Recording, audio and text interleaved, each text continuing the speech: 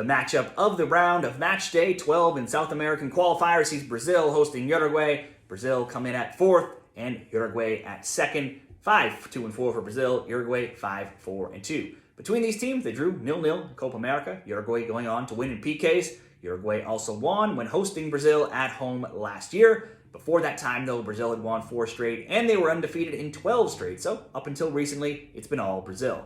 For Brazil, they just drew Venezuela 1-1 last week. They've now gone 7-4 to the under. They've scored, though, the second most goals with 16, only behind Argentina.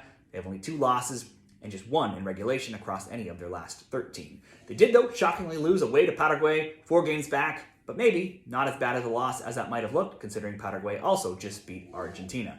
For Uruguay, they got their suspended players back from Copa America, and they finally got back into the win column, beating Colombia 3-2. That game, though, was 2-1 until late goals by Colombia tied it, and then Uruguay won it in the 101st minute.